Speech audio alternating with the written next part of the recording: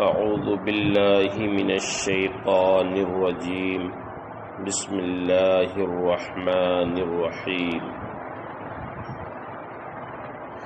وبعد یرحمک اللہ فلولا الذی رأینا من سوء صنیع کثیر ممن نصب نفسه محدثا فیما یلزمهم من طرح الاحادیث الضعیفہ والروایات المنکرہ وترکہم الاقتصار علی الاحادیث الصحیحہ المشہورہ مما نقلہ الثقات المعروفون بالصدق والامانہ بعد معرفتہم واقرارہم بألسنتہم ان کثیرا مما یقذفون به الى الاغبیاء من الناس هو مستنکر ومنقول عن قوم غیر مرضیین ممن ذم الروایہ عنہم ائمۃ الحدیث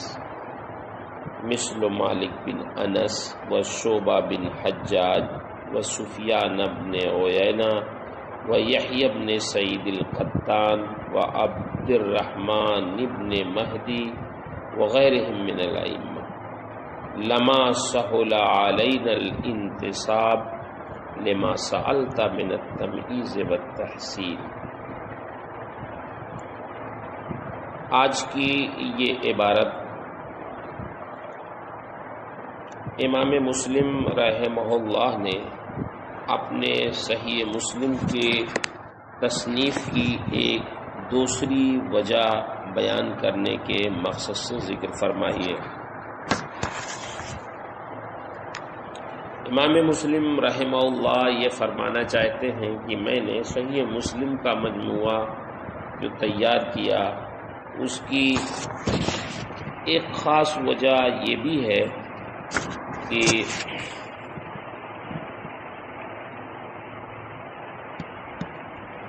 آپ نے یہ سنا کہ حدیثیں وضع کرنے والے لوگوں نے مختلف مقاصد کے تحت احادیث وضع کی اور وہ اپنے مختلف اغراض و مقاصد کے حصول کے لیے محدث بنے اور محدث کا لیبل لگا کر ہزاروں حدیثیں اپنے شاگردوں کے ذریعے انہوں نے عوام میں پھیلا دیا۔ ایسے نازک دور میں جب لوگوں نے حدیثیں گڑھنا شروع کیا اور ضعیف اور موضوع روایتیں منکر روایتیں وہ بیان کرنے لگے، عوام میں پھیلانے لگے، تو اس دور میں اللہ تعالیٰ نے اپنے محبوب بندوں کو جو ناقدین حدیث کہلاتے ہیں ان کو پیدا کیا، جیسے حضرت عبداللہ ابن مبارک، حضرت یحییٰ بن سعید قطان، حضرت امام مالک، حضرت عبد الرحمن بن مہدی، سفیان بن عیینہ، یہ وہ لوگ ہیں جو ناقدین حدیث ہیں، حدیثوں کو پرکھنے والے ہیں، جنہوں نے اپنی بے پناہ ناقدانہ صلاحیتوں کے ذریعے نبی کریم صلی اللہ علیہ وسلم کی مرویات کی تنقیح فرمائی، احادیث صحیحہ کو موضوع روایتوں سے الگ کیا، جیسے گوندھے ہوئے آٹے سے بال نکالا جاتا ہے ایسے ہی الگ کیا۔ بعض لوگوں کو اسی لیے آپ نے پڑھا کہ ایک شخص عبد الکریم نام کا جو حدیثوں کو گڑھتا تھا، جب اس کو خلیفہ کے سامنے پیش کیا گیا تو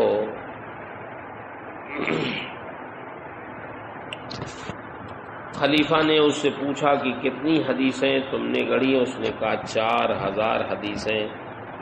اس نے کہا اس کو قتل کر دو۔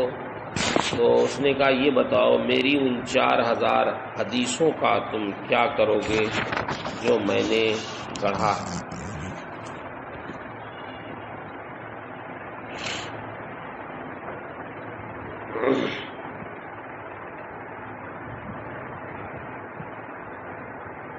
تو اس وقت خلیفہ نے یہ کہا تھا کہ جب تک ہمارے درمیان عبداللہ ابن مبارک جیسے لوگ اور ابو اسحاق جیسے لوگ زندہ رہیں گے اس وقت تک تم جیسے لوگ کامیاب نہیں ہو سکتے۔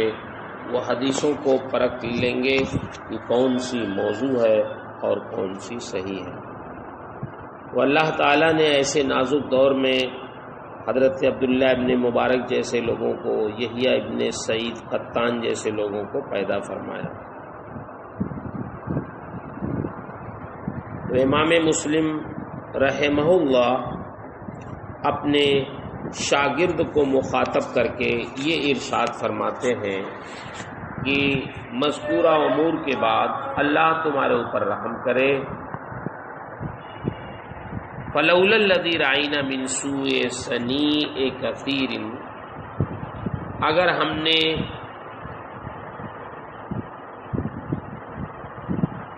کثیر افراد کا وہ قبیح فعل نہ دیکھا ہوتا جو ان سے صادر ہوا، جنہوں نے من نصب نفسہ محدثا، جنہوں نے خود کو بطور محدث کے اپنے آپ کو ظاہر کیا، اس صورت میں ان پر ضعیف اور منکر حدیثوں کو ایک کنارے کر دینا لازم تھا۔ فیما یلزمہم من طرح الاحادیث الضعیفہ والروایات المنکرہ وترکہم الاختصار علی الاحادیث الصحیحۃ المشہورہ مما نقلہ الثقات، کہ ان کے اوپر لازم تھا کہ ضعیف اور منکر حدیثوں کو ایک کنارے کر دیں اور ان احادیث صحیحہ مشہورہ پر اختصار کریں جو ان ثقات محدثین سے مروی ہیں جو صدق و امانت میں مشہور ہیں۔ ان کا اپنی زبان سے اقرار اور اس اعتراف کے باوجود کہ بہت سی حدیثیں جو عام لوگوں سے بیان کرتے ہیں وہ منکر ہیں، کہ محدثین کو یہ معلوم ہے کہ یہ احادیث منکر ہیں اور وہ اقرار بھی کرتے ہیں کہ یہ حدیثیں غیر پسندیدہ لوگوں سے مروی ہیں۔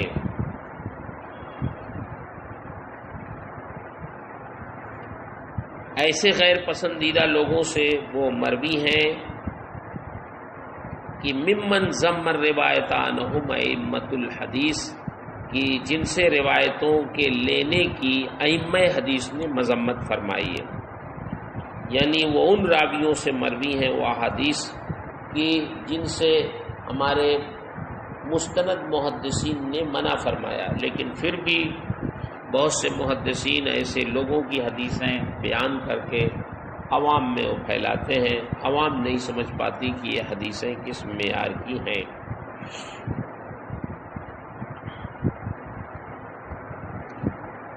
منع کرنے والوں میں جن سے امام مالک بن انس،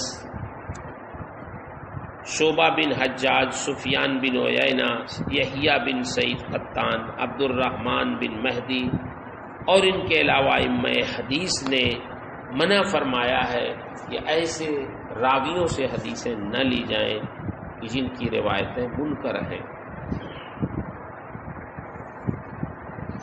لیکن پھر بھی اس کے باوجود وہ بیان کرتے ہیں۔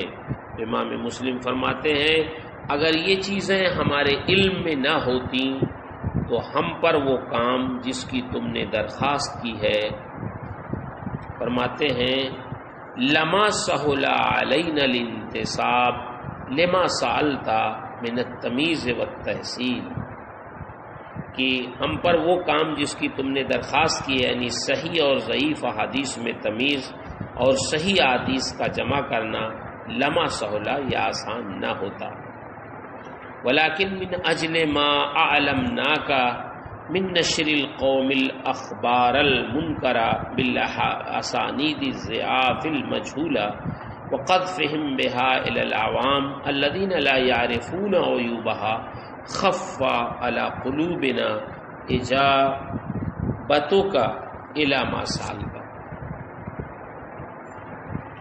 لیکن اسی وجہ سے جو ہم نے تمہیں بتایا، یعنی خود ساختہ محدثین کا منکر روایتوں کو ضعیف اور مجہول سندوں سے لوگوں میں پھیلانا اور ان روایتوں کو عوام الناس سے بیان کرنا جنہیں احادیث کے عیوب کی معرفت نہیں ہے، ان وجوہات کی وجہ سے ہمارے دل پر تمہاری فرمائش پوری کرنے کا بوجھ ہلکا ہو گیا، اور اللہ کی توفیق سے ہم نے یہ احادیث صحیحہ کا مجموعہ تیار کیا تاکہ لوگ ان روایتوں سے بچیں جو منکر ہیں، متروک ہیں، اور وہ احادیث پڑھیں جو نبی کریم صلی اللہ تعالی علیہ وسلم سے صحت کے ساتھ منقول ہیں۔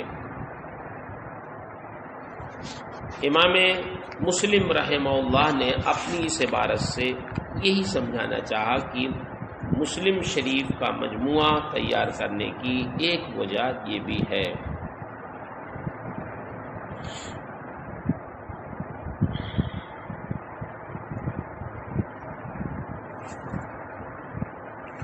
امام مسلم رحمہ اللہ نے اپنے اس عبارت میں چند ان محدثین کا نام لیا ہے جو ائمہ حدیث میں سے ہیں، جیسے امام مالک بن انس، شعبہ بن حجاج، سفیان بن عیینہ، یحییٰ بن سعید قطان، عبد الرحمن بن مہدی۔ یہ وہ حضرات ہیں کہ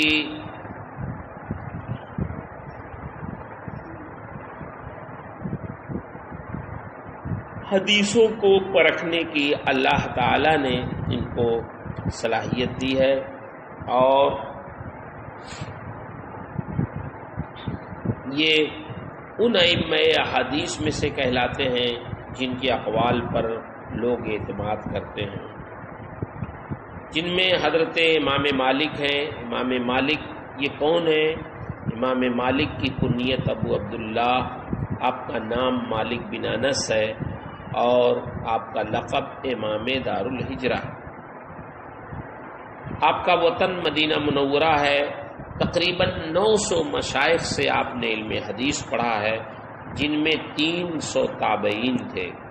حضرت امام شافعی رحمہ اللہ جیسے اہم امام بھی آپ کے شاگردوں میں سے ہیں۔ حضرت امام بخاری، امام مسلم، امام ابو داؤد، ترمذی، حضرت امام احمد بن حنبل، ان حضرات کے بہت سے اساتذہ جیسے حضرت معن بن عیسیٰ، عبداللہ بن مسلمہ، عبداللہ بن وہب وغیرہ، یہ سب آپ کے شاگردوں میں سے ہیں۔ یعنی آپ گویا امام بخاری، امام مسلم کے اساتذہ کے بھی استاذ ہیں۔ آپ درس حدیث کا بہت زبردست اہتمام فرماتے تھے۔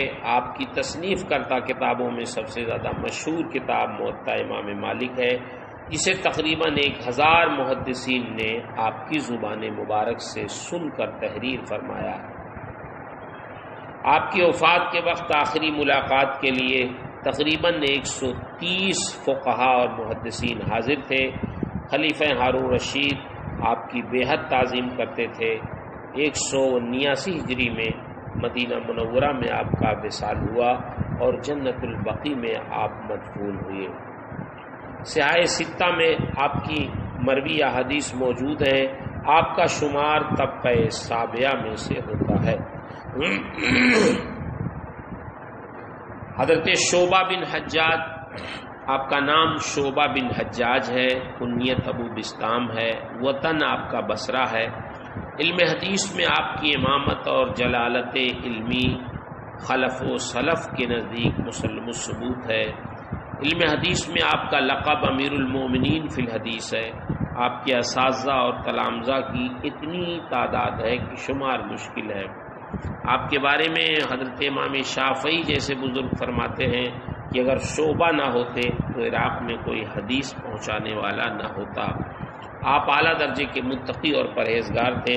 حضرت مسلم بن ابراہیم فرماتے ہیں کہ میں جب بھی شعبہ کے مکان پر گیا انہیں نماز میں ہی مشغول پایا۔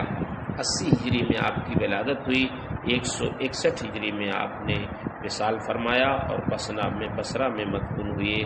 طبقہ سابعہ سے آپ بھی ہیں، صحاح ستہ میں آپ کی بھی مرویات ہیں۔ سفیان بن عیینہ، آپ کا نام سفیان بن عیینہ ہے، کنیت ابو محمد ہے۔ 107 ہجری میں کوفہ میں پیدا ہوئے، لیکن آپ نے بیت اللہ شریف کے جوار میں مستقل سکونت اختیار کر لی تھی۔ آپ کی علمی جلالت اور آپ کی تقوی و طہارت پر تمام ائمہ حدیث کا اتفاق ہے۔ علم حدیث میں آپ کی مہارت تمام محدثین کے نزدیک مسلم ہے۔ آپ نے بڑے بڑے محدثین سے علم حدیث حاصل کیا۔ آپ کے اساتذہ میں حضرت امام جعفر صادق، حضرت امام زہری، حضرت سلیمان تیمی، سفیان ثوری کا نام شامل ہے۔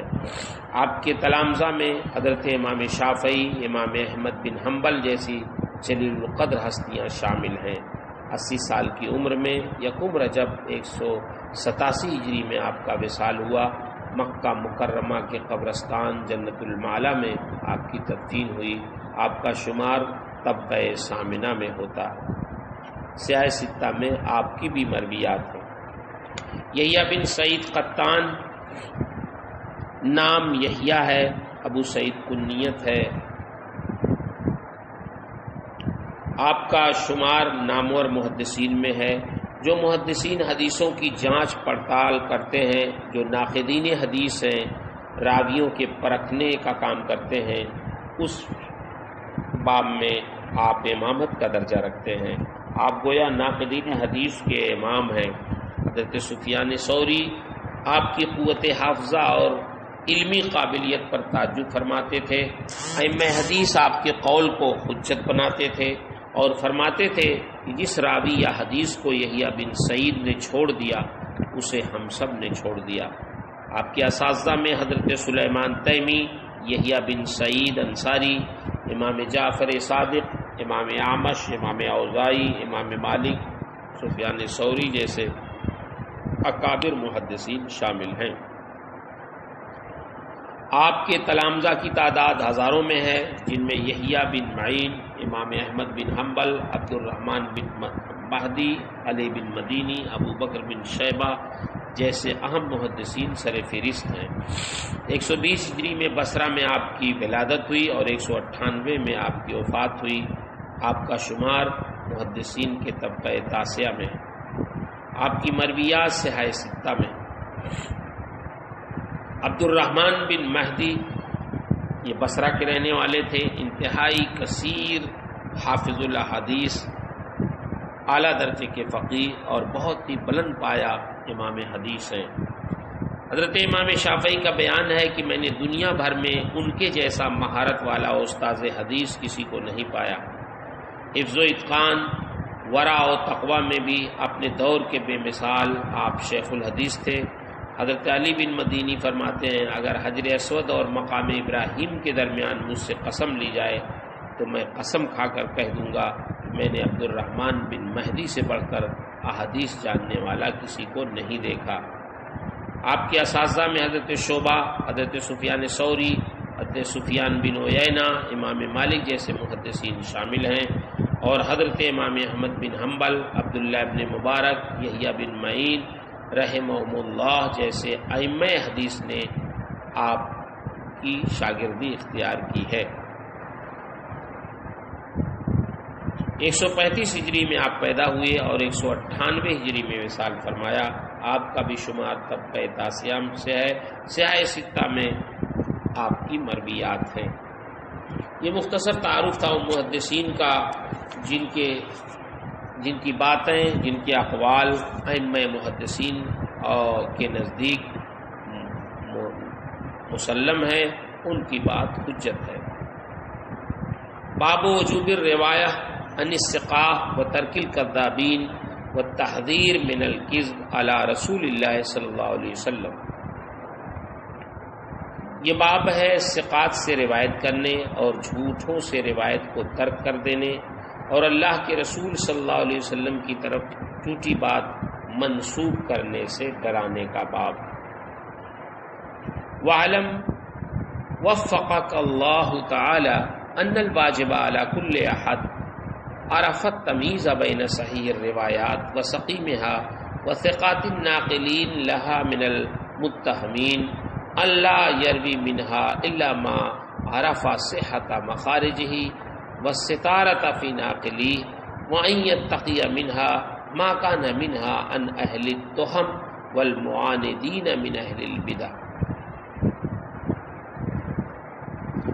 امام مسلم رحمہ اللہ اس عبارت سے یہ فرمانا چاہتے ہیں کہ جس راوی میں اس بات کی اہلیت اور صلاحیت ہے کہ وہ احادیث صحیحہ اور ضعیفہ میں امتیاز کر سکتا ہے اور اسے ثقہ اور غیر ثقہ راویوں کی معرفت حاصل ہے، تو اسے صرف انہی احادیث کو ذکر کرنا چاہیے جن کے راوی عادل اور تام ضبط ہوں، یعنی ان احادیث کا کوئی بھی راوی جھوٹ سے متہم اور بدعتی نہ ہو، اور جس حدیث کا راوی جھوٹ سے متہم ہو، بدعتی اور مخالف سنت ہو، اس کی حدیث کے بیان کرنے سے احتراز کرنا چاہیے۔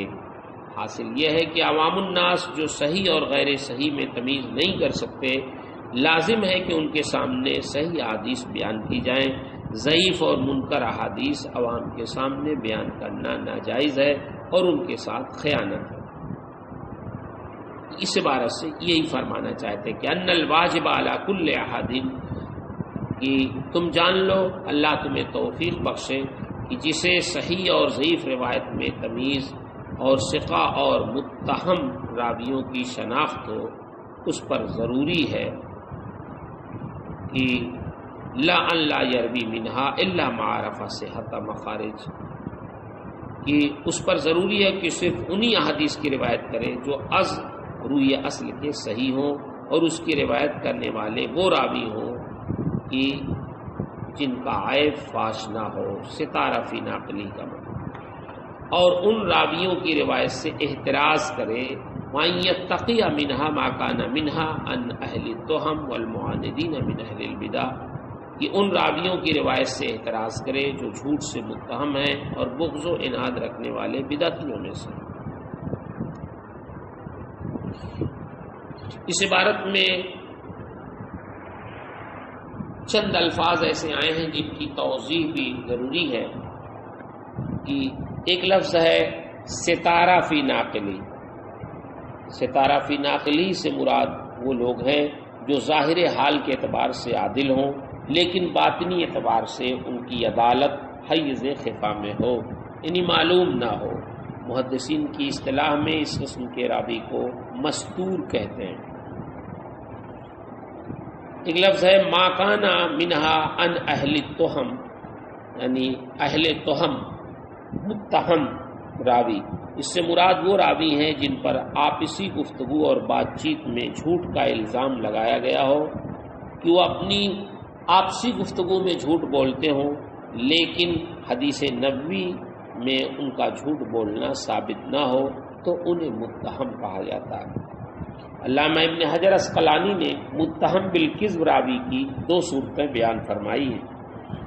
نمبر ایک تو وہ ہے کہ راوی ایسی حدیث بیان کرے جو اصول دین کے خلاف ہو۔ نمبر دو، راوی آپسی بات چیت میں کس بیانی میں مشہور ہو اگرچہ حدیث نبوی میں اس کا جھوٹ بولنا ثابت نہ ہو، ایسے راوی کی حدیث کو متروک کہتے ہیں۔ ایک لفظ ہے والمعاندین من اہل البدع، اس سے مراد وہ راوی ہے جو عناداً اللہ کے رسول صلی اللہ علیہ وسلم اور صحابہ کرام سے ثابت امور کے خلاف اعتقاد رکھتے ہوں۔ بدعت کی چند قسمیں ہیں، یعنی ایک تو ہے بدعت مکفرہ اور ایک ہے بدعت مفسقہ۔ بدعت مکفرہ ایسے امور کا اعتقاد رکھنا جن سے کفر لازم ہو، جیسے ختم نبوت کے انکار کا اعتقاد۔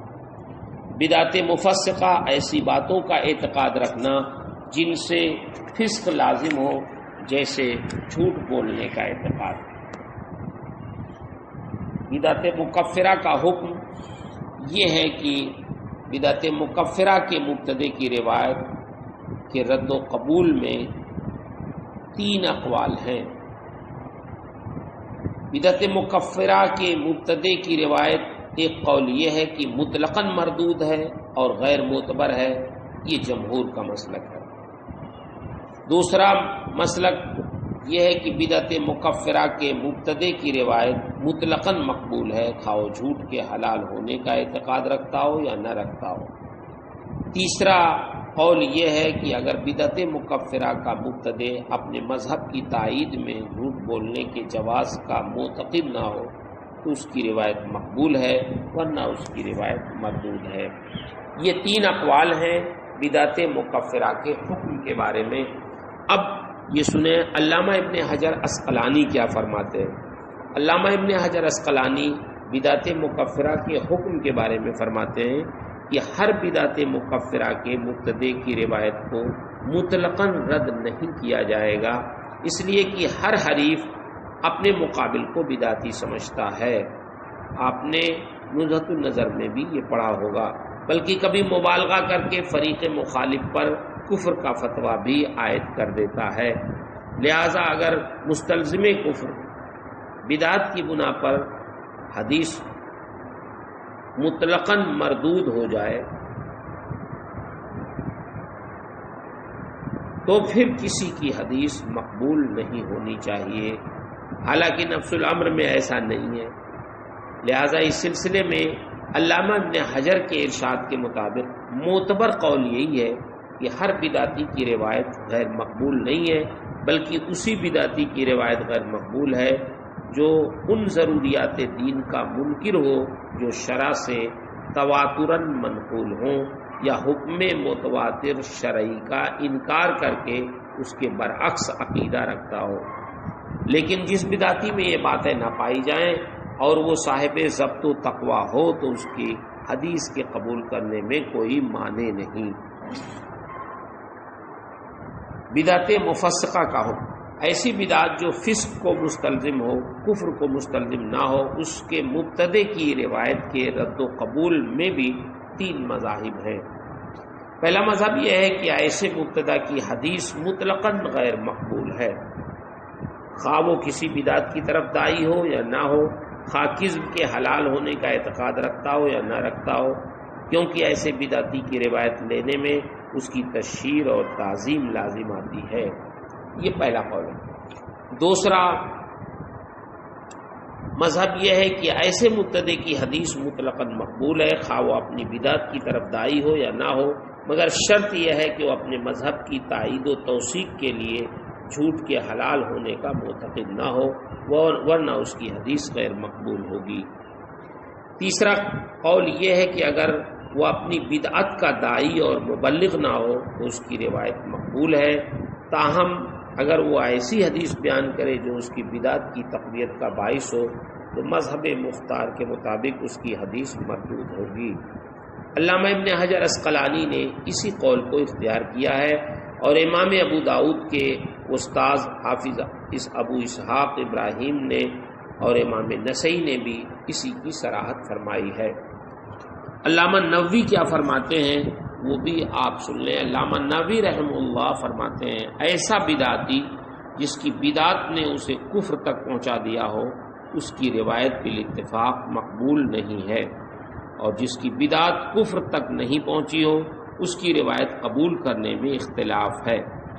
فرماتے ہیں لیکن صحیح قول یہ ہے کہ اس کی روایت مقبول ہے، بشرطے کہ وہ روایت اس کی بدعت کی تائید میں نہ ہو، اور صحیحین وغیرہ ہما میں بہت سی روایتیں ان لوگوں سے بھی منقول ہیں جو بدعت میں گرفتار تھے۔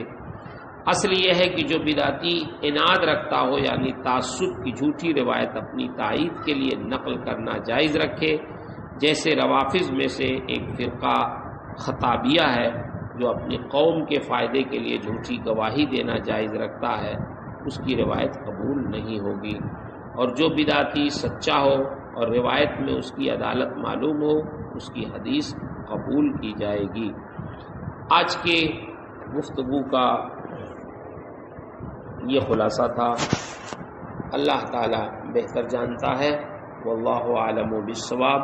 اللہ تعالی ہم سب کو نبی کریم صلی اللہ علیہ وسلم کی احادیث کریمہ کی سچی خدمت کی توفیق عطا فرمائے۔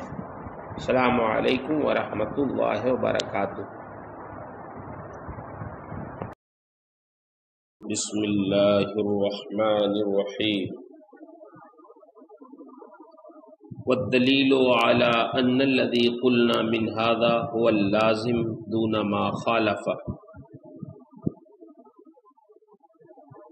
اس عبارت سے لے کے آگے ان شہادتہ مردودۃ عند جمیعہم تک امام مسلم رحمہ اللہ یہ بیان فرمانا چاہتے ہیں کہ ما قبل میں جو میں نے بیان کیا کہ روایت صرف ثقہ راوی ہی سے کرنی چاہیے، متہم بالکذب فاسق اور معاند بدعتی غیر ثقہ سے روایت جائز نہیں ہے، اور متعصب بدعتی کی روایت مقبول نہیں ہے بلکہ وہ مردود ہے۔ امام نووی فرماتے ہیں کہ یہ بات جو میں نے کہی یہی حق ہے، یہی لازم ہے۔ اس کی تائید میں انہوں نے قرآن مقدس سے کئی آیتیں دلیل کے طور پہ پیش کیا، نبی کریم صلی اللہ علیہ وسلم کی ایک حدیث مشہور بھی پیش کی اس سلسلے میں، جس سے ثابت ہوتا ہے کہ نبی کریم صلی اللہ علیہ وسلم کی حدیث کو روایت کرنے کے لیے راوی کا عادل ہونا ضروری ہے، ثقہ ہونا ضروری ہے، تام الضبط ہونا ضروری ہے۔ اگر راوی عادل نہیں ہے، فاسق ہے، متہم بالکذب ہے، معاند بدعتی ہے، غیر ثقہ ہے، تو اس کی روایت قابل قبول نہیں ہے۔ قرآن مقدس کی آیات انہوں نے پیش کی، جس میں ایک آیت یا ایھا الذین آمنوا ان جاءکم فاسق بنبأ فتبینوا ان تصیبوا قوما بجہالہ فتصبحوا علی ما فعلتم نادمین۔ اللہ تعالیٰ ارشاد فرماتا ہے، اے ایمان والو، اگر کوئی فاسق تمہارے پاس کوئی خبر لائے تو تحقیق کر لو کہ کہیں کسی قوم کو بے جا ایذا نہ دے بیٹھو، پھر اپنے کیے ہوئے پر پچھتاتے رہ جاؤ۔ مفسرین کرام فرماتے ہیں کہ یہ آیت مبارکہ عام ہے،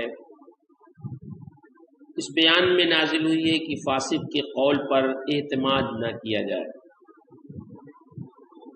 اس آیت سے ثابت ہوتا ہے کہ ایک شخص اگر عادل ہے تو اس کی خبر معتبر ہے، ورنہ اس کی خبر معتبر نہیں۔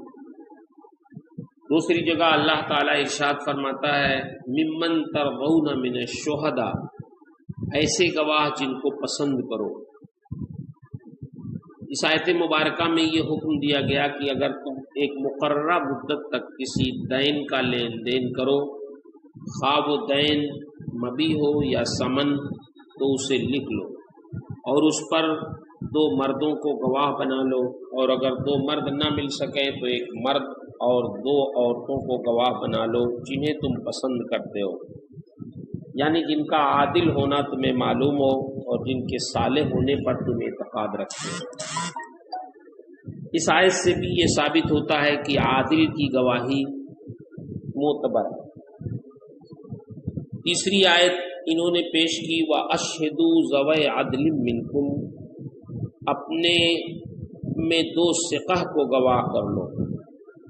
یہ آیت طلاق رجعی کے متعلق ہے کہ طلاق رجعی کے متعلق اس آیت مبارکہ میں حکم دیا گیا کہ رجعت یا فرقت ہر دونوں صورت میں دفع تہمت اور رفع نزاع کے لیے 2 عادل مسلمانوں کو گواہ بنا لیا جائے۔ ان تینوں آیتوں سے جو ذکر کی گئیں یہ ثابت ہوتا ہے کہ فاسق کی خبر معتبر نہیں ہے اور غیر عادل شخص کی شہادت مردود ہے۔ لہذا جب دنیاوی معاملات میں مثلاً بیع میں، قرض میں، طلاق میں، عام کسی خبر میں گواہ کا عادل ہونا اور مخبر کا عادل ہونا ضروری ہے اور فاسق کی خبر غیر معتبر ہے، تو دینی معاملات بالخصوص احادیث نبویہ کی روایت میں راوی کا عادل ہونا کیوں ضروری نہیں ہوگا اور فاسق کی روایت کا اعتبار کیوں ہو سکتا؟ جب قرآن نے بتا دیا کہ عام خبروں میں فاسق کی گواہی معتبر نہیں ہے، فاسق کی خبر معتبر نہیں ہے، تو نبی کریم صلی اللہ علیہ وسلم کے ارشادات میں اور اس کے نقل کرنے میں، اس کی روایت میں اگر فاسق کی روایت کو مردود قرار دیا جائے تو یہ تو بدرجہ اولا روا ہونا چاہیے۔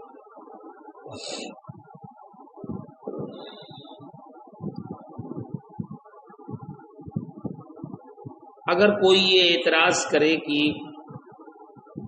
مذکورہ آیات سے صرف یہ ثابت ہوتا ہے کہ فاسق اور غیر عادل شخص کی شہادت قابل قبول نہیں ہوتی، لیکن فاسق اور غیر عادل کی روایت اور خبر کا مردود ہونا اس سے ثابت نہیں ہوتا، تو آپ نے یہ کیوں کہہ دیا کہ فاسق کی روایت غیر معتبر اور غیر مقبول ہے؟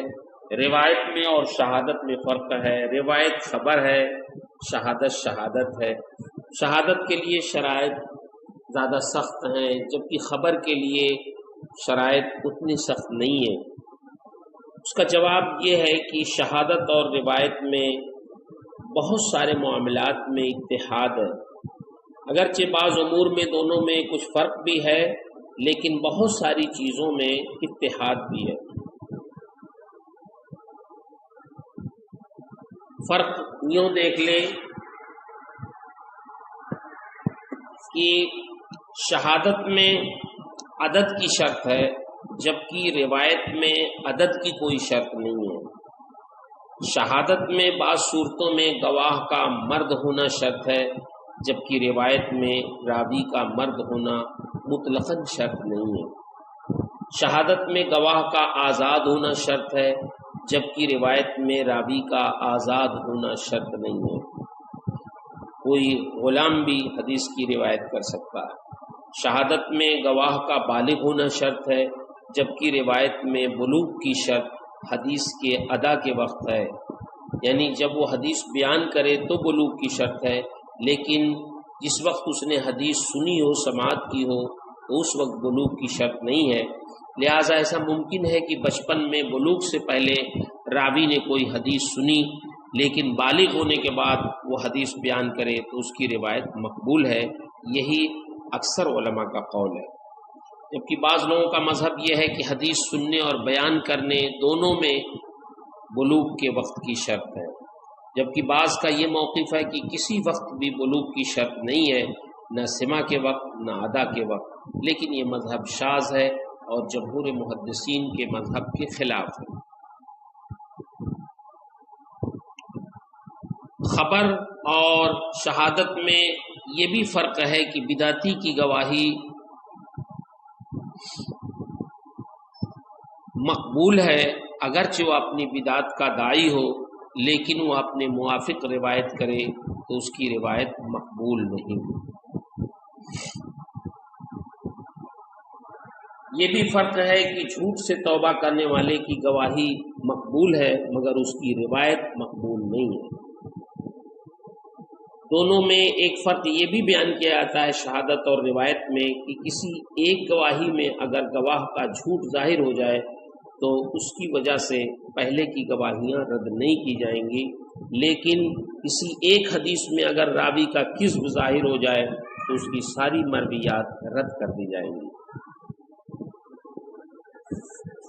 فروع کے حق میں وصول کی گواہی اور وصول کے حق میں فروع کی گواہی یہ قابل قبول نہیں ہے۔ مثلاً بیٹے اور پوتے کے حق میں باپ یا دادا کی گواہی، اسی طرح باپ دادا کے حق میں بیٹے یا پوتے کی گواہی مقبول قبول نہیں ہوگی۔ یہ شہادت اصول کی فروع کے حق میں، فروع کی اصول کے حق میں ناقابل قبول ہے، لیکن اس کے برخلاف اگر بیٹا اپنے باپ سے کوئی روایت کرے یا باپ اپنے بیٹے سے روایت کرے یا بیٹا اپنے دادا سے روایت کرے تو اس کی روایت قابل قبول ہے۔ ان کے علاوہ بہت سے جزیات ہیں جن میں تفاوت ہے، لیکن اس تفاوت کے باوجود دونوں بہت سے امور میں متحد بھی ہیں، مشترک بھی ہیں۔ اب وہ اشتراک آپ سنیں جن چیزوں میں شہادت اور خبر میں اتحاد ہے۔ نمبر 1، جس شہادت میں گواہ کا عادل ہونا ضروری ہے، اسی طرح روایت میں راوی کا عادل ہونا بھی ضروری ہے۔ یعنی جس طرح شہادت میں گواہ کا عادل ہونا ضروری ہے کہ شاہد عادل ہو، ایسے ہی حدیث کی روایت میں بھی راوی کا عادل ہونا ضروری ہے۔ دوسرا اتحاد ہے کہ محدثین کے نزدیک جس طرح فاسق کی شہادت مردود ہے، اسی طرح فاسق کی روایت بھی مردود ہے۔ جس طرح شہادت میں گواہ کا مسلمان ہونا ضروری ہے، اسی طرح روایت میں راوی کا بھی مسلمان ہونا ضروری ہے۔ اسی طرح جس طرح شہادت میں گواہ کا عاقل ہونا ضروری ہے، اسی طرح روایت میں راوی کا بھی عاقل ہونا ضروری ہے۔ جس طرح شہادت میں گواہ کا بالغ ہونا ضروری ہے، اسی طرح روایت میں بھی بوقت ادا راوی کا بالغ ہونا ضروری ہے۔ جس طرح شہادت میں گواہ کے لیے مروت شرط ہے، اسی طرح روایت میں بھی راوی کے لیے مروت شرط ہے۔ جس طرح شہادت میں ضبط اور حفظ شرط ہے، اسی طرح روایت میں بھی ضبط اور حفظ کی شرط ہے۔ جس طرح شہادت میں ایک تحمل کا وقت ہے، یعنی تحمل کا مطلب یہ ہے کہ جب واقعہ سنے یا دیکھے، اور ایک ادا کا وقت ہے، یعنی جب قاضی کے سامنے گواہی دے، اسی طرح روایت میں بھی ایک تحمل یعنی حدیث سننے یا دیکھنے کا وقت ہے، اور ایک ادا یعنی اسے بیان کرنے کا وقت ہے۔ اتنی ساری وضاحت سے آپ کو معلوم ہو گیا ہوگا کہ بعض امور میں گو کی شہادت اور روایت میں فرق ہے، لیکن بہت سے امور میں دونوں مشترک بھی ہیں۔ لہٰذا جس طرح گواہ کا عادل ہونا ضروری ہے، اسی طرح راوی حدیث کا بھی عادل ہونا ضروری ہے، اور جس طرح فاسق کی شہادت مردود ہے، اسی طرح فاسق کی روایت بھی مردود ہے۔ وَدَلَّتِ السُّنَّةُ عَلَى نَفْيِ رِوَایَةِ الْمُنْکَرِ مِنَ الْأَخْبَارِ كَنَحْوِ دَلَالَةِ الْقُرْآنِ عَلَى نَفْيِ خَبْرِ الْفَاسِقِ وَهُوَ الْأَثَرُ المشہور عن رسول اللہ صلی اللہ علیہ وسلم من حدث عنی بحدیث یرا انہ کذب فهو احد الکاذبین۔ حدثناه ابو بکر بن ابی شیبہ قال حدثنا وکیع عن شعبہ عن الحکم عن عبد الرحمن بن ابی لیلہ عن سمرہ بن جندب۔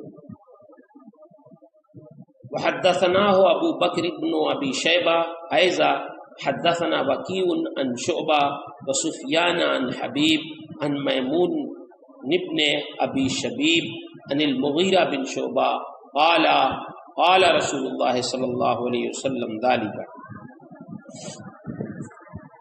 ودلت السنہ علی النفی سے امام مسلم یہ بتانا چاہتے ہیں کہ جھوٹ ایسی بدترین خصلت ہے جس کی قرآن و حدیث میں شدید مذمت کی گئی ہے، اور اس پر وعیدیں بھی آئی ہیں، اور تجربات اور مشاہدات بھی یہ بتاتے ہیں کہ جب کسی انسان کے اندر یہ قبیح خصلت راسخ ہو جاتی ہے اور وہ جھوٹ بولنے کا عادی ہو جاتا ہے، تو لوگوں کی نظروں میں نہ صرف وہ حقیر ہو جاتا ہے بلکہ لوگ اس پر اعتماد کرنا ترک کر دیتے ہیں۔ اسی لیے قرآن پاک میں اس سے بچنے کا حکم دیا گیا۔ اللہ تعالیٰ ارشاد فرماتا ہے فاجتنبوا الرجس من الاوثان واجتنبوا قول الزور، بتوں کی گندگی سے دور رہو اور جھوٹی بات سے بچو۔ نبی کریم صلی اللہ علیہ وسلم نے بھی اس کی سخت مذمت کی ہے، یہاں تک کہ جھوٹ کو منافقت کی علامت قرار دیا۔ ارشاد فرماتے ہیں، بخاری کی روایت ہے، باب علامات المنافق میں ہے کہ حضرت ابو ہریرہ روایت کرتے ہیں ان النبی صلی اللہ علیہ وسلم قال آیت المنافق ثلاث اذا حدث کذب واذا وعد اخلف واذا اؤتمن خان۔ سرکار نے ارشاد فرمایا کہ منافق کی 3 نشانی ہے، جب بات کرے تو جھوٹ بولے، جب وعدہ کرے تو وعدہ خلافی کرے، اور جب اس کے پاس امانت رکھی جائے تو وہ خیانت کرے۔ نبی کریم صلی اللہ علیہ وسلم کے ارشاد کا مطلب یہ ہے کہ یہ 3 گناہ منافقت کی علامت ہے، اگرچہ بظاہر وہ مسلمان تو ہے، روزہ دار ہے، نمازی ہے، لیکن کام اس کے منافقوں والے ہیں۔ معزز طلبہ، جب عام معاملات میں جھوٹ بولنے پر اتنی سخت وعید ہے تو حدیث نبوی صلی اللہ علیہ وسلم میں جھوٹ بولنے پر کتنی سخت وعید ہوگی اور اس کا کتنا سخت وبال ہوگا، آنے والی احادیث میں انشاءاللہ آپ اسے ملاحظہ کریں گے۔ اس لیے محدثین نے قرآن و سنت سے استدلال کرتے ہوئے احادیث گڑھنے اور گڑھی ہوئی احادیث کے بیان کرنے پر روک لگائی ہے۔ امام مسلم کے فرمانے کا مطلب یہی ہے کہ جیسے قرآن پاک سے فاسق کی خبر کا غیر معتبر ہونا ثابت ہے، ویسے ہی حدیث شریف سے ثابت ہے کہ منکر حدیث جس کے بارے میں ظن غالب ہو کہ وہ حدیث صحیح نہیں ہے، غلط ہے، اس کا بیان کرنا درست نہیں ہے۔ نبی کریم صلی اللہ علیہ وسلم ارشاد فرماتے ہیں من حدث عنی بحدیث یرا انہ کذب فہو عہد الکاذبین، جس شخص نے مجھ سے مروی کوئی حدیث بیان کی اور اسے یہ علم ہے یا ظن غالب ہے کہ وہ حدیث جھوٹی ہے تو وہ بھی جھوٹوں میں سے ایک جھوٹا ہے۔ امام مسلم نے اس حدیث کو اپنی 2 سندوں سے بیان فرمایا۔ پہلی سند میں آپ دیکھیں گے کہ حضرت سمرہ بن جندب سے مروی ہے اور دوسری سند میں حضرت مغیرہ بن شعبہ سے مروی ہے۔ ان دونوں صحابیوں نے اللہ کے رسول صلی اللہ علیہ وسلم سے یہ حدیث بیان کی ہے۔ اس حدیث میں گڑھی ہوئی حدیث بیان کرنے والے کو جھوٹا قرار دیا گیا، یعنی اگر کسی نے کوئی ایسی حدیث بیان کی جس کی صحت کا اسے یقین نہیں ہے تو اس پر بھی اتنا ہی وبال ہوگا جتنا جھوٹی حدیث گڑھنے والے پر، چاہے وہ حدیث خود گڑھے یا کوئی گڑھی ہوئی حدیث بیان کرے کسی کی، تو وہ بھی جھوٹوں میں سے ایک جھوٹا۔ 2 صحابہ کرام سے یہ حدیث منقول ہے، لیکن امام مسلم نے اس حدیث کو کہا کہ یہ خبر مشہور ہے، تو اس کی وجہ یہ بتاتے ہیں کہ چونکہ یہ حدیث متعدد صحابہ کرام سے مختلف الفاظ سے مروی ہے، اسی لیے امام مسلم نے اس حدیث کو خبر مشہور کہا۔ محدثین فرماتے ہیں کہ اس حدیث کے سوا کوئی ایسی حدیث نہیں ہے جسے سارے عشرہ مبشرہ نے روایت کیا ہو یا 60 صحابیوں سے زیادہ نے روایت کیا ہو۔ اس حدیث کی خصوصیت یہ ہے کہ سارے عشرہ مبشرہ نے اس کو روایت کی اور تقریباً 60 صحابہ کرام نے اس حدیث کو روایت کی ہے۔ اس حدیث سے ثابت ہوتا ہے کہ حضور اکرم صلی اللہ علیہ وسلم پر جھوٹ باندھنا حرام اور گناہ کبیرہ ہے۔ یہ بھی معلوم ہوا کہ جس حدیث کے جھوٹ ہونے کا ظن ہو اسے بیان کرنا درست نہیں، البتہ اگر بیان کرنے یا لکھنے کے ساتھ ہی اس کی بھی وضاحت کر دے کہ یہ حدیث منکر ہے یا ضعیف ہے یا اس میں یہ علت ہے تو محدثین کے نزدیک یہ درست اور جائز ہے۔ مثلا کوئی جھوٹی حدیث یا موضوع حدیث بیان کر رہا ہے، لیکن مقصد یہ ہے کہ تاکہ لوگ اس سے بچ جائیں اور یہ بتا دے یہ حدیث موضوع ہے، گڑھی ہوئی ہے، تو وہ اس وعید سے مستثنیٰ ہے۔ اس میں من حدث عنی بحدیث یورا کا لفظ ہے، یورا بھی پڑھا جا سکتا ہے، یرا بھی پڑھا جا سکتا ہے،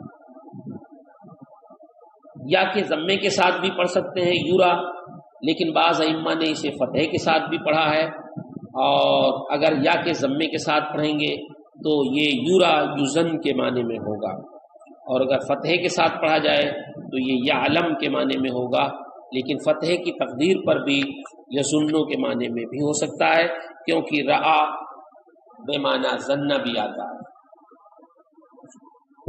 نبی کریم صلی اللہ علیہ وسلم نے من حدث عنی بحدیث کے بعد یورا یا یرا کی قید اس لیے لگائی کہ راوی گنہگار اسی تقدیر پر ہوگا جب اسے یہ علم ہو یا کم از کم ظن ہو کہ یہ حدیث جھوٹی ہے اور پھر بھی بیان کرے. لیکن اگر اسے علم یا ظن نہیں کہ یہ جھوٹی حدیث ہے، اسے حدیث صحیح سمجھ کے وہ بیان کرتا ہے، تو پھر اس کی روایت کرنے سے وہ گنہگار نہیں ہوگا. یہ نبی کریم صلی اللہ علیہ وسلم کے ارشاد کی حکمت ہے. اس حدیث میں امام مسلم نے اولاً متن حدیث کو ذکر کیا، پھر اس کے بعد اس کی سند کو ذکر کیا، اور پھر دو صحابہ کرام تک اس حدیث کی سند کو پہنچایا. پھر اخیر میں فرمایا قالا تسنیہ کے ساتھ، اور فرمایا قال رسول اللہ صلی اللہ علیہ وسلم ذالک. یہ عام روش سے ہٹ کر امام مسلم نے اس حدیث کو بیان کیا کہ متن پہلے بیان کیا، پھر اس کے بعد اس کی سند بیان کی، جبکہ عام محدثین اور خود امام مسلم، امام بخاری بھی اس طرح حدیث روایت نہیں کرتے، بلکہ پہلے سند بیان کرتے ہیں پھر حدیث بیان کرتے ہیں. امام نووی فرماتے ہیں کہ اس لیے ذکر کیا کہ انہیں یہ بتانا ہے کہ دونوں طرح سے حدیث کی روایت ہو سکتی ہے، کبھی متن پہلے اور کبھی سند پہلے، دونوں میں کوئی حرج نہیں ہے، اور یہ طریقہ بھی بلا شک و شبہے کے جائز ہے. اس حدیث کے روایت کرنے والے دو صحابہ کرام کا ذکر ہوا تو تھوڑا سا ان کا ذکر بھی ضروری ہے. پہلی جو سند ہے اس میں حضرت سمرہ بن جندب رضی اللہ تعالی عنہ صحابی رسول سے روایت ہے، اور دوسری سند میں حضرت مغیرہ بن شعبہ ہیں. حضرت سمرہ بن جندب یہ ہجرت کے بعد مشرف اسلام ہوئے، سب سے پہلے غزوہ احد میں شریک ہوئے، پھر تمام غزوات میں آپ نے شرکت فرمائی. آپ بڑے افضل صحابہ کرام میں سے ہیں. عہد رسالت میں نو عمر ہونے کے باوجود آپ نے سینکڑوں حدیثیں زبان رسالت میں آپ صلی اللہ علیہ وسلم سے سن کر یاد کی تھیں.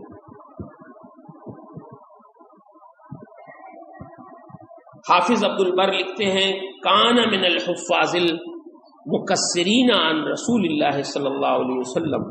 حضرت سمرہ بن جندب نبی کریم صلی اللہ علیہ وسلم کی احادیث کے حافظ تھے اور نبی کریم صلی اللہ علیہ وسلم سے بکثرت روایت کرتے تھے. کتب احادیث میں آپ کی کل 123 مرویات پائی جاتی ہیں. آپ اسلام کے زبردست بحی خواہ، راست گو، نہایت ہی امانت دار اور فضائل و اخلاق کے جامع تھے. حضرت امیر معاویہ رضی اللہ تعالی عنہ کے عہد کے آخری دنوں میں 58 ہجری میں آپ کا کوفہ میں وصال ہوا. آپ کی مرویات صحائح ستہ میں موجود ہیں. حضرت مغیرہ بن شعبہ رضی اللہ تعالی عنہ کا نام مغیرہ ہے، کنیت ابو عبداللہ، ابو عیسیٰ، ابو محمد ہے. غزوہ خندق کے سال 5 ہجری میں آپ نے اسلام قبول فرمایا. حدیبیہ اور دیگر غزوات میں آپ نے شرکت کی. 19 ہجری میں نہاوند کے مارکوں میں شریک رہے. ہمدان کی مہم میں آپ کو اسلامی لشکر کا امیر بنایا گیا. بڑی خوبی اور دلیری سے آپ نے مہم سر فرمائی. حضرت علی اور حضرت امیر معاویہ رضی اللہ تعالی عنہما کے درمیان جب اختلاف پایا گیا تو اس اختلاف کے زمانے میں آپ حضرت امیر معاویہ رضی اللہ تعالی عنہ کے ساتھ تھے. حضرت مغیرہ بن شعبہ ایک فوجی جنرل، ملکی منتظم، سیاسی مدبر ہونے کے ساتھ علم و فضل میں بھی ایک خاص مقام رکھتے تھے. عرب کے ممتاز مدبرین میں آپ کا بھی شمار ہوتا تھا. حضرت مغیرہ تمام عمر جنگی اور ملکی امور میں مصروف رہے، تاہم حدیث کی روایت کا فریضہ بھی انجام دیتے رہے. آپ کے بہت سے تلامذہ ہیں. یہیں سے ہمارے طلباء اور ہم تمام لوگ یہ غور کر سکتے ہیں کہ جلیل القدر صحابہ کرام نے اپنی عمریں جنگوں میں ملکی امور کے انتظام میں صرف کر دی، لیکن پھر بھی علم دین سے اپنے آپ کو الگ نہیں کیا. حدیثیں سنتے رہے، روایت کرتے رہے، اس پہ عمل کرتے رہے اور دوسروں تک اسے پہنچاتے رہے.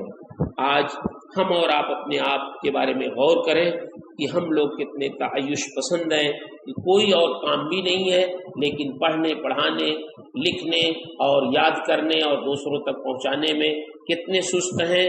اس کو آپ نہ صرف یہ کہ اپنے طور پر بلکہ جماعتی طور پر بھی غور کر سکتے ہیں. اور اس پر آپ بڑی سنجیدگی سے آپ سوچ سکتے ہیں۔ اللہ تعالی ہم لوگوں کو بھی اپنے ان مقدس صحابہ کرام کی روش اور طریقے پر چلنے کی توفیق عطا فرمائے۔ حضرت مغیرہ بن شعبہ رضی اللہ تعالی عنہ کے بہت سے تلامذہ ہیں۔ احادیث کی کتابوں میں آپ کی مرویات 136 ملتی ہیں، ان میں 2 متفق علیہ ہیں، ایک میں امام بخاری اور 2 میں امام مسلم متفرد ہیں۔ آپ کی مرویات بھی صحاح ستہ میں موجود ہیں۔ حضرت امیر معاویہ نے 41 ہجری میں آپ کو کوفہ کا حاکم بھی مقرر کیا تھا۔ اسی امارت کے زمانے میں 50 ہجری میں آپ کا وصال ہوا۔ آج کے سبق کا اتنا یہ خلاصہ تھا۔ امید یہ ہے کہ آپ نے غور سے سن لیا ہوگا۔ اللہ محفوظ رکھنے کی توفیق عطا فرمائے اور ہم سب کو اس پر عمل کی توفیق عطا فرمائے۔ اللہ آپ کو ہم سب کو علم نافع بخشے۔ السلام علیکم ورحمۃ اللہ وبرکاتہ۔